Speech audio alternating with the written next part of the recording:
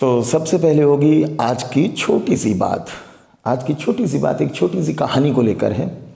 और वो छोटी सी कहानी है कि जंगल में जब एक हिरन उठता है, सुबह सुबह जब हिरन उठता है तो हिरन सोचता अगर आज मैं जी जान से नहीं भागा तो किसी का शिकार हो जाऊंगा, मैं मारा जाऊंगा। वहीं दूसरी तरफ जंगल में एक शेर भी उठता है और शेर सोचता है आज अगर मैं जी जान से नहीं भागा तो आज मुझे शिकार नहीं मिलेगा और मैं भूखा मारा जाऊंगा। कहने का मतलब सिर्फ इतना है, आप हिरन हैं या शेर हैं, आपको भागना तो पड़ेगा। तो नमस्ते बच्चों, मैं हूं आशुतोष दुबे, आपका टीचर, जिसे आप लोग दुबे सर के नाम से अच्छे से जानते हैं। आज मैं आपको पढ़ाने जा रहा हूं मोल कॉन्सेप्ट, और मोल कॉन्सेप्ट के कई पार्ट होंगे हमारे वीडियो के, जिसमें आज हमारा पहला पार्ट है। और इस पहले पार्ट में हम लोग छोटी छोटी कुछ बातें जानेंगे। वो छोटी छोटी बातें होंगी एटम के बारे में, मॉलिक्यूल के बारे में, एटॉमिक मास के बारे में, मॉलिकुलर मास के बारे में, और इनको लिखने का तरीका क्या होता है। कई बार आपको कन्फ्यूज़न होता है कि अगर किसी नंबर के आगे U लिखा है तो उसका मीनिंग क्या है, G लिखा है तो उसका मीनिंग क्या है। ये सारी की सारी बातें आज की क्लास में आपको समझ में आएंगी। तो आज हम लोग जो पढ़ेंगे टॉपिक वो मोल कॉन्सेप्ट है, और मोल कॉन्सेप्ट हमारी एनसीईआरटी में some basic concepts of chemistry के नाम से चैप्टर है। बहुत बड़ा चैप्टर है, बहुत सारे इसमें टॉपिक हैं। शुरुआत बहुत बेसिक से करने जा रहा हूँ मैं, और इस तरह से मैं शुरू करूँगा, मैं ये सोच के शुरू करूँगा कि आपको पहले से कुछ भी ना आता हो, कुछ भी। आप ऐसे समझ लें कि अगर आप क्लास 1 के बच्चे हैं और अगर आपको मोल कॉन्सेप्ट पढ़ाया जा रहा है तो क्लास 1 में अगर आप होते तब भी आपको समझ में आ जाता। इतने सिंपल तरीके से मैं इसको शुरू करने जा रहा हूँ। तो बच्चों, मोल कॉन्सेप्ट में हम लोग को देखिए, हमारे चैप्टर का नाम है मोल कॉन्सेप्ट, जिसे हम some basic concept of chemistry के नाम से एनसीईआरटी में पढ़ते हैं। कुछ छोटी छोटी बातें हमें समझनी है स्टार्टिंग में। जो छोटी छोटी बातें हैं वो हैं एटम क्या है एंड मॉलिक्यूल क्या है। देखिए, मैं एक नाम लिख रहा हूं एटम और एक नाम मैंने लिखा मॉलिक्यूल। आपको सबसे पहले तो इस एटम एंड मॉलिक्यूल में ही फर्क समझना होगा कि आखिर होते क्या हैं।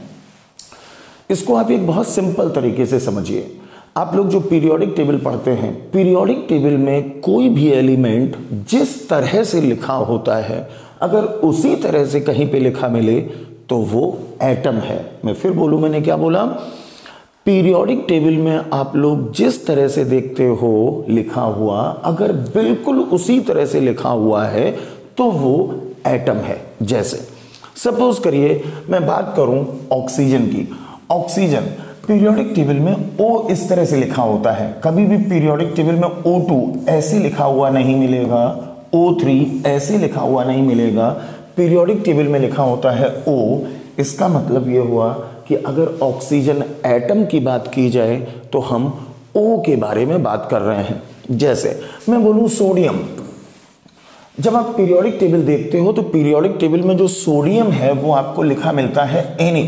इट मीन्स अगर कहीं पे Na लिखा हुआ है तो ये Na सोडियम का एटम है। अगर हम बात करें हाइड्रोजन की तो हाइड्रोजन ऐसे भी हो सकता है और ऐसे भी हो सकता है।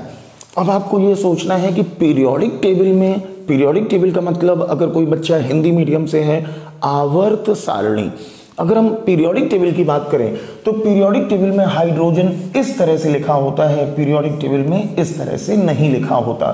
तो ये जो है वो हाइड्रोजन का एटम है। तो कहने का सिंपल सा मीनिंग सिर्फ इतना था कि पीरियोडिक टेबल में जिस तरह से लिखा होता है उसी तरह से अगर आपको लिखा हुआ मिला है तो वो एटम है। इस बात को छोटी सी एग्जांपल से और समझते हैं। जैसे नाइट्रोजन, N भी लिख सकते हो, N2 भी लिख सकते हो। अब आपको ये फर्क समझना है कि नाइट्रोजन एटम इसमें कौन है। तो जब आप पीरियोडिक टेबल देखते हो तो पीरियोडिक टेबल में नाइट्रोजन कैसे लिखा मिलता है? पीरियोडिक टेबल में ऐसे लिखा होता है, इस तरह से नहीं लिखा होता। तो ये जो है वो नाइट्रोजन का एटम है। अब बात आती है मॉलिक्यूल की कि मॉलिक्यूल क्या होता है। जब बहुत सारे एटम मिलकर कुछ बनाते हैं बहुत सारे एटम मिलकर कुछ बनाते हैं तो उसको हम बोलते हैं मॉलिक्यूल। इस बात को आप ऐसे समझो, मैंने पहले लिखा एटम, ठीक है, और फिर मैंने लिखा मॉलिक्यूल। बच्चों एटम को आप ऐसे याद रखो कि ये होता है अकेला, यानी कि जब कोई एलिमेंट बिल्कुल अकेला है, एकदम अकेला, जैसे फॉर एग्जाम्पल आप एग्जाम्पल ऐसे समझ सकते हैं, जैसे O अकेला लिखा है, N अकेला लिखा है, H अकेला लिखा है, C अकेला लिखा है, साथ में कोई और नहीं लिखा है। तो ये सारे के सारे क्या हैं? एटम है। ये O ऑक्सीजन एटम है, N नाइट्रोजन एटम है, H हाइड्रोजन एटम है, C कार्बन एटम है। अब बात करते हैं मॉलिक्यूल की। तो मॉलिक्यूल को आप ऐसे समझ सकते हो कि जब बहुत सारे एटम, या बहुत सारे ना बोल के मैं बोलूं एक से ज्यादा एटम मिलकर कुछ बनाते हैं तो उसको बोलते हैं मॉलिक्यूल। इसका भी एग्जांपल समझिए, जैसे O जब अकेला लिखा था तो ये ऑक्सीजन एटम है, लेकिन अगर दो O लिखे हुए हैं ऐसे O2 तो ये ऑक्सीजन मॉलिक्यूल है। 3 O मिलकर लिखे हैं तो O3 ये होता है ओजोन। अब इसमें 3 O हैं तो ये ओजोन मॉलिक्यूल है। जैसे N अकेला जब था तो एटम था, लेकिन अगर N2 है तो ये मॉलिक्यूल है। जैसे H2 है तो ये हाइड्रोजन का मॉलिक्यूल है। जैसे लिखा है CO2 कार्बन डाइऑक्साइड। अब कार्बन डाइऑक्साइड में क्या है? एक कार्बन है एंड 2 ऑक्सीजन है। एक कार्बन 2 ऑक्सीजन मिलकर कुछ बना रहे हैं तो ये जो CO2 है वो कार्बन डाइऑक्साइड मॉलिक्यूल है। तो आपको फर्क समझ में आ गया कि जब बिल्कुल अकेला लिखा है तो आपको बोलना है एटम, और जब एक से ज्यादा एटम मिलकर कुछ बना रहे हैं तो उसको हमें बोलना है मॉलिक्यूल।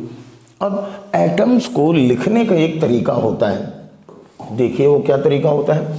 एटम्स को ऐसे लिखते हैं, सपोज करिए लिखा हुआ है नाइट्रोजन एटम हमें लिखना है, ठीक, तो नाइट्रोजन एटम ये लिखेंगे N। आप बुक में देखते हैं कि कुछ इस तरह से लिखा होता है कि N, इसके नीचे ऐसे लिखा होता है 7 और ऊपर लिखा होता है 14। तो ये जो नीचे और ऊपर नंबर लिखे हुए हैं ये नंबर आखिर क्या है? बच्चों जो नीचे वाला नंबर होता है, जो सबसे नीचे वाला नंबर है, ये वाला जो नंबर होता है, नीचे वाला नंबर होता है एटॉमिक नंबर। नीचे वाला नंबर एटॉमिक नंबर, और बच्चों जो ऊपर वाला नंबर होता है ये होता है एटॉमिक मास। एटॉमिक मास, तो नीचे वाला नंबर है एटॉमिक नंबर, ऊपर वाला नंबर है एटॉमिक मास। अब हमें एटॉमिक मास की भी ज़रूरत पड़ेगी क्वेश्चंस में, एटॉमिक नंबर की भी ज़रूरत पड़ेगी क्वेश्चंस में।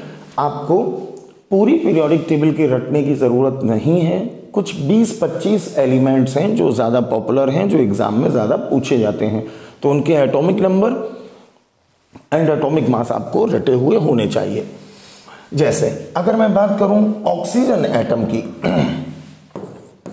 अगर मैं ऑक्सीजन एटम लिखूं तो बच्चों ऑक्सीजन एटम ऐसे लिखा जाता है O और नीचे लिखा होता है 8 और ऊपर लिखा होता है 16। तो नीचे 8 लिखा हुआ है, इसका मतलब ये हुआ कि जो ऑक्सीजन है, नीचे वाला नंबर मैंने क्या बताया?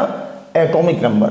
तो ऑक्सीजन का एटॉमिक नंबर हो गया 8, जबकि ऊपर वाला नंबर बताया है एटॉमिक मास, तो इसका एटॉमिक मास ये हो गया 16। ठीक है, तो नीचे वाला नंबर एटॉमिक नंबर, ऊपर वाला नंबर एटॉमिक मास। इसको आप सिंपल तरीके से ऐसे समझ सकते हो कि मान लो कहीं पे ऐसे लिखा है X, M और Y, X, M, Y। तो जो नीचे नंबर लिखा हुआ है X, ये नीचे वाला नंबर कहलाएगा एटॉमिक नंबर। नीचे वाला नंबर एटॉमिक नंबर,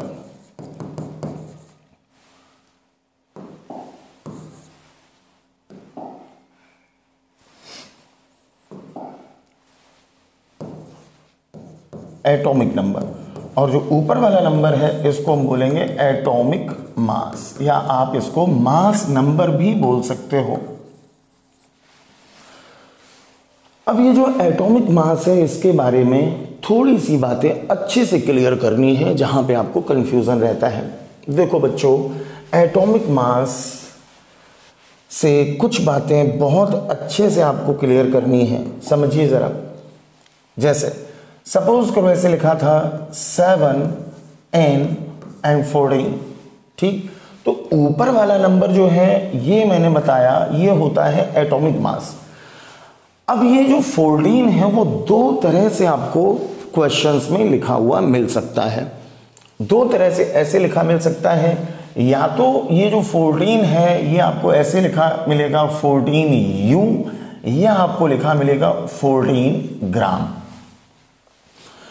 अब अगर 14U लिखा है तो क्या मीनिंग है और 14 ग्राम लिखा है तो क्या मीनिंग है। एक बात आपको बहुत अच्छे से समझनी है कि जो ये ऐसे लिखा था हमने XMY, ये जो ऊपर वाला नंबर है, अगर इस नंबर के आगे U लिखा है तो वो होता है एटॉमिक मास यूनिट। इस नंबर के आगे अगर U लिखा है तो ये होता है एटॉमिक मास यूनिट। लेकिन अगर इस नंबर के आगे ग्राम लिखा है, G लिखा हुआ है, तो इसका मतलब है कि ये जो एलिमेंट है इसके 6.02 इंटू 10⁻23 एटम्स का वो मास दिया गया है। मैं इसको और सिंपलीफाई करके आपको बता रहा हूं। देखिए, जैसे अगर कहा जाए ऑक्सीजन के बारे में तो ऑक्सीजन होता है 8O16। हमें इस ऊपर वाले नंबर से अभी मतलब है, ध्यान से देखिए। अगर कहा जाए कि mass of 1 atom of O, तो बच्चों mass of 1 atom of O ये होगा 16 और आगे लिख देंगे U। लेकिन अगर कहा जाए कि mass of 6.02 into 10⁻23 atoms of O, तब नंबर तो यही रहेगा 16, लेकिन इसके आगे लिखेंगे G, ग्राम। फर्क समझ में आया? फिर से एक एग्जांपल से बता रहा हूं। एक अगर मैं दूसरा एग्जांपल ले लूं, सपोज करो लिखा हुआ था 7 and 14। इस ऊपर वाले नंबर को हमें देखना है। अगर कहा जाए कि mass of 1 atom of nitrogen, तो इसको आप लिखोगे ऐसे 14U। लेकिन अगर कहा जाए कि mass of 6.02 into 10⁻23 atoms of N, उस कंडीशन में नंबर तो यही रहेगा 14, लेकिन इस 14 के आगे लिखेंगे G, ठीक है। तो जो ऊपर वाला नंबर होता है, इस ऊपर वाले नंबर में जब U लगाते हैं तो ये एक एटम का मास होता है, लेकिन जब ऊपर वाले नंबर में G लगाते हैं तो ये 6.02 इंटू 10⁻23 एटम्स का मास होता है। और बच्चों 6.02 इंटू 10⁻23 एटम्स, इसका मतलब क्या हुआ? इसका मतलब हुआ 1 मोल एटम। 1 मोल एटम। इसी बात को आप इस तरह से समझ सकते हो कि अगर मैं लिखूं 20,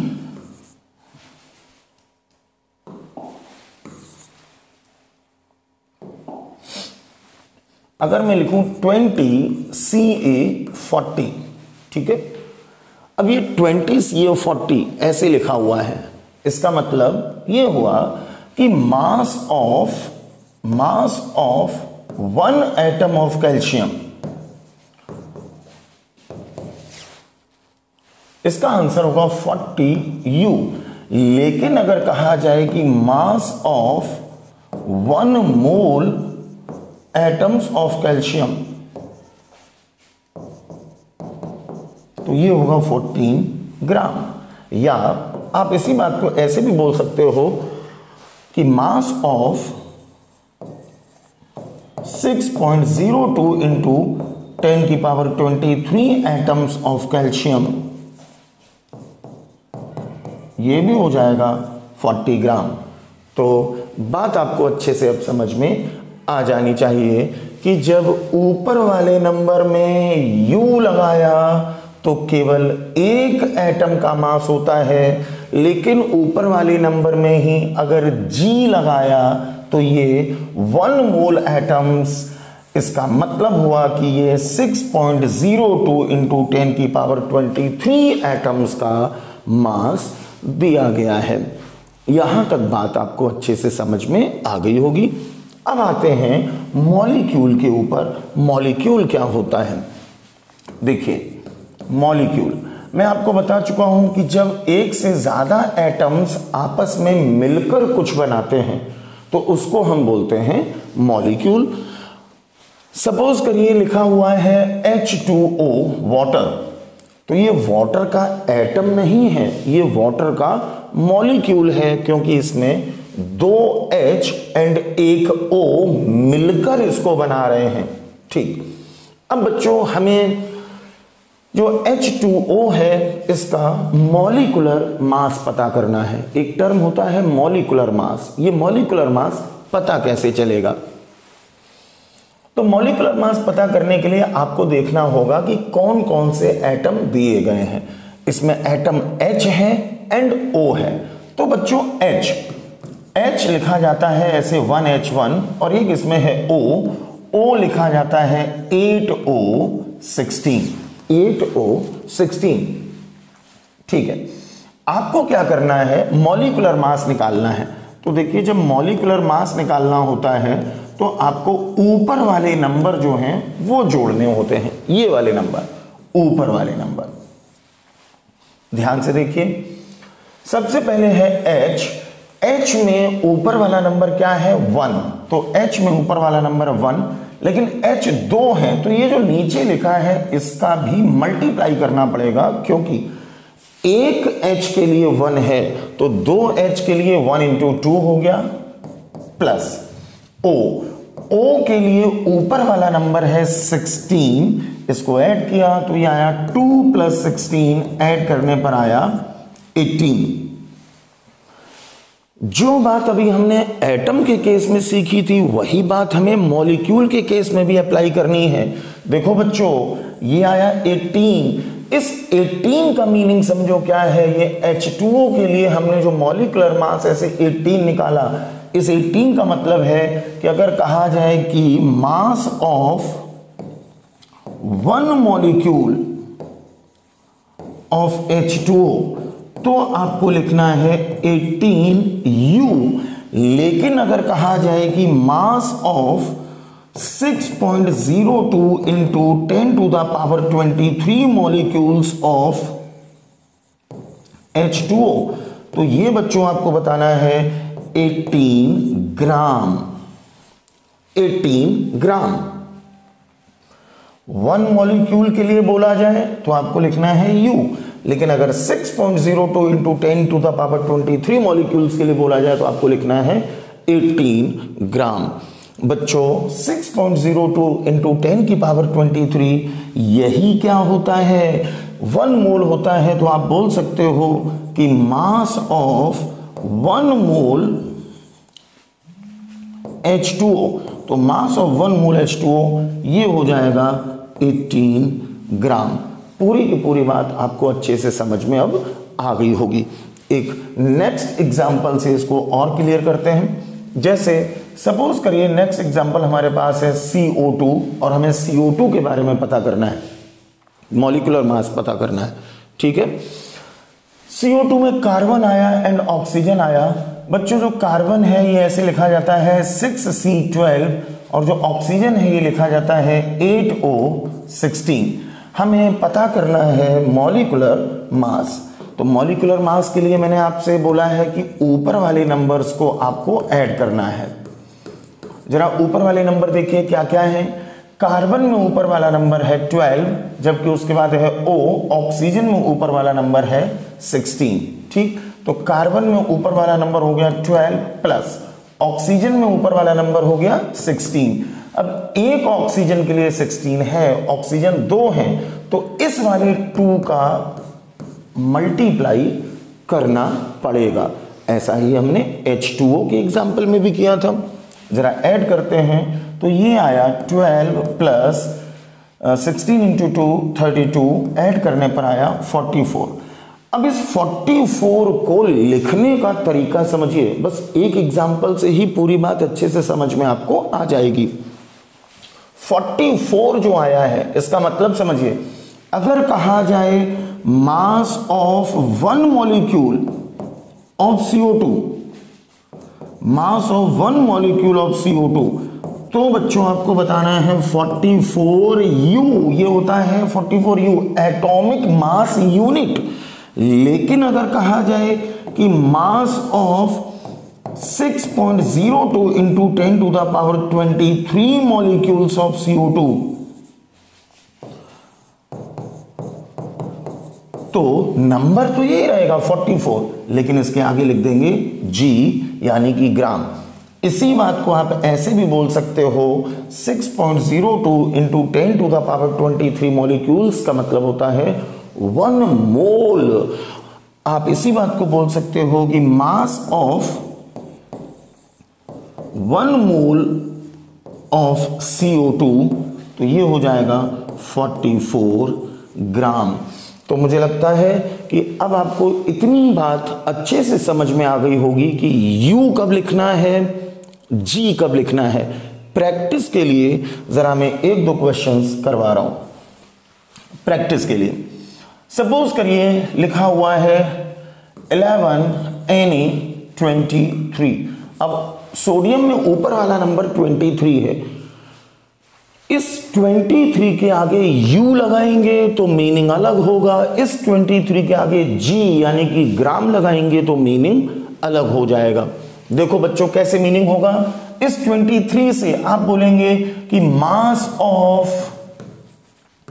1 एटम ऑफ Na, आपको बताना है 23U यानी कि 23 एटॉमिक मास यूनिट। लेकिन अगर कहा जाए कि mass of 6.02 into 10 to the power 23 atoms of Na, उस कंडीशन में नंबर यही रहेगा 23, नंबर चेंज नहीं होगा, बस यूनिट बदल जाएगी, आगे कर देंगे ग्राम। ठीक है, इसी बात को आप ऐसे बोल सकते हो, और मास ऑफ 1 मोल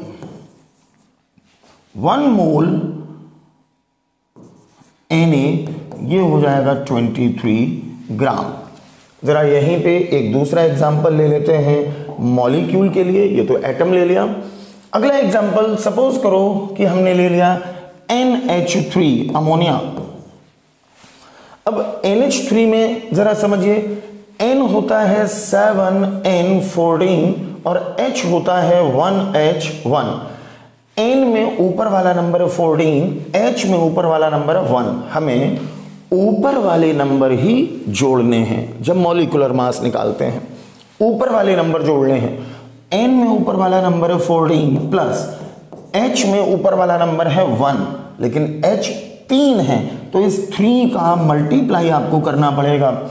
ये सॉल्व करने पे आया 14 प्लस 3 इज इक्वल टू 17। अब बच्चों ये जो 17 आया है 17, इस 17 को लिखने का तरीका समझिए। इस 17 को लिखने का तरीका ये है कि अगर कहा जाए, NH3 की बात हो रही है, अगर कहा जाए कि mass of 1 molecule of NH3, mass of 1 molecule of NH3, उस कंडीशन में आपको बताना है ये जो नंबर आया है 17, इसके आगे लिखना है U। लेकिन बच्चों अगर कहा जाए कि mass of 6.02 into 10 to the power 23 molecules of NH3, उस कंडीशन में नंबर यही रहना है 17, बट अब आपको U नहीं लिखना है, आपको U की जगह पर G लिखना है, ग्राम लिखना है। तो mass of 6.02 into 10 to the power 23 molecules of NH3 17 gram. इसी बात को आप ऐसे भी बोल सकते थे 6.02 इंटू 10 टू द पावर 23। ये जो नंबर होता है इसको बोला जाता है एवोगैड्रो नंबर। क्या बोलते हैं? एवोगैड्रो नंबर बोलते हैं। तो ये जो एवोगैड्रो नंबर है ये 1 मोल के बराबर होता है। फिर से सुनिए, 6.02 इंटू 10 टू द पावर 23 ये होता है 1 मोल। तो यहां पर 6.02 इंटू 10 टू द पावर 23 की जगह पे आप 1 मोल लिख सकते थे। आप बोल सकते हैं कि mass of 1 mole of NH3, इसका भी आंसर यही होगा 17 ग्राम। तो बहुत छोटी सी बात आज मैंने आपको बताई है एक छोटे से वीडियो में कि U कब लिखना है, G कब लिखना है। बहुत सारे बच्चों को ये पहले से पता भी होगा, लेकिन बहुत सारे बच्चों को कंफ्यूजन भी बहुत सारा पहले से होगा।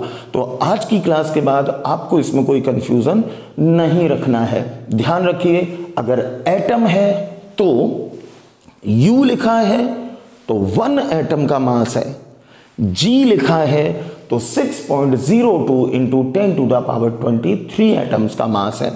ठीक है, अगर मॉलिक्यूल है U लिखा है तो 1 मॉलिक्यूल का मास है, G लिखा है तो 6.02 into 10 to the power 23 molecules का मास है। ये हम सॉल्व कैसे करते हैं? हम हमेशा ऊपर वाले नंबर लेते हैं, ऊपर वाले नंबर को हम बोलते हैं एटॉमिक मास और इसी को बोला जाता है मास नंबर। ठीक है, तो एटॉमिक मास और मास नंबर की हेल्प से इसको हम पता करते हैं। तो बहुत छोटी सी बात थी, छोटा सा वीडियो था, आपको बात समझ में आई होगी। आज पार्ट 1 है, शुरुआत है, छोटी सी बात से इसकी शुरुआत करते हैं। नेक्स्ट वीडियो में अब हम लोग डिटेल में मोल कॉन्सेप्ट के बारे में जानेंगे। मोल की डेफिनेशन क्या है, इसके न्यूमेरिकल्स कैसे करते हैं, और भी बहुत सारी बातें, कॉन्सेप्चुअल बातें, ट्रिक्स और भी बहुत कुछ आपको नेक्स्ट वीडियो में देखने को मिलेगा। तो आज के वीडियो में इतना ही, मिलते हैं अगले वीडियो में। आप सबको ऑल द बेस्ट।